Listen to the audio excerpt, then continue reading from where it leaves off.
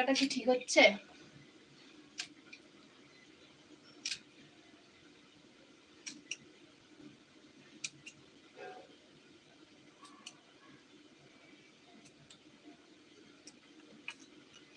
হয়ে গেছে আমার পেঁয়াজ কলি কাটা। এরম এটা মাংসে দিয়ে দেবো।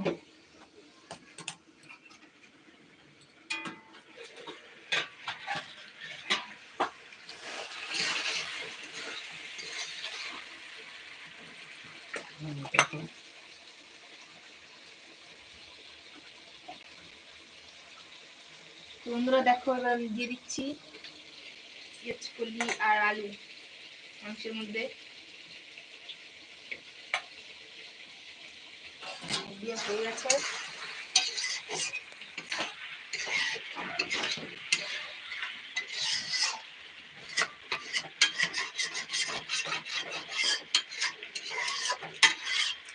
আর তোমরা কোথা থেকে দেখছো প্লিজ কমেন্টে জানাও,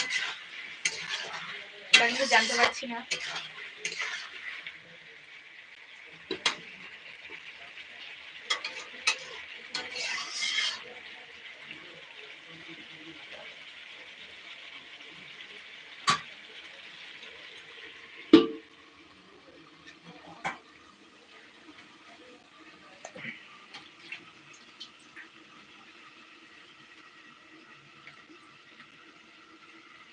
কিছু বাদ গেল না?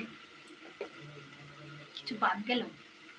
কেটে কি এটা তো পরে দেবো গরম মশলা। আর কিছু বাদ যায়নি তো?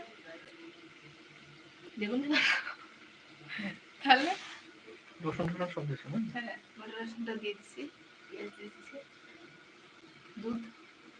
মোচাগুলো দেখো তো হাতে, মোচা হাতে নিয়ে দেখো।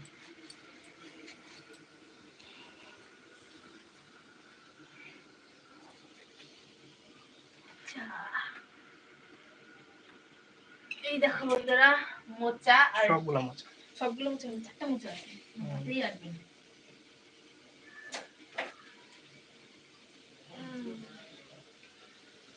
তো দেখো, একটু দূরে মা কালকে বাজার থেকে মোচা এনেছে, আর এটাকে কি বলে, ভাদাল বলে, কলা গাছের ভেতরে যেটা থাকে।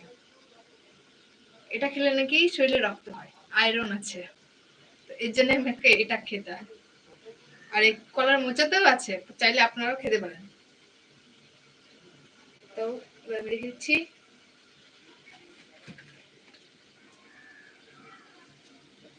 একটু দুধ দিয়ে দাও। এখন কলা কি পরিমাণ সেটাকে দুধ দিল? হালকা, ওই এতগুলা 1 কেজি দুধ বলো, দিব কি আগে এটা বলো? দাও একটু, একটু একটু বলে দাও।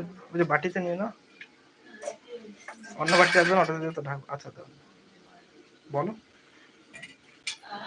তো বন্ধুরা দেখো, এবার আমি দুধ দিব, মাংসে পড়ে না যায় আবার।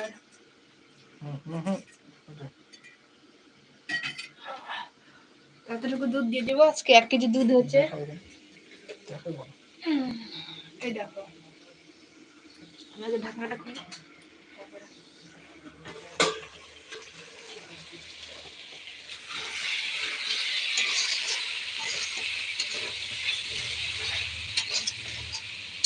বন্ধুরা বলো কেমন লাগছে মাংসটা দেখতে।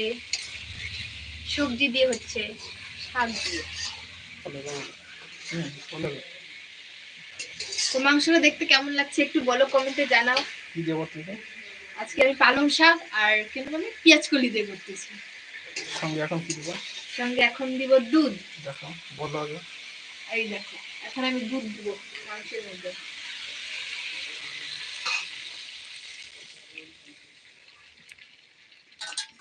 দুধ দিয়ে হয়ে গেছে, এটা ঢেকে দাও।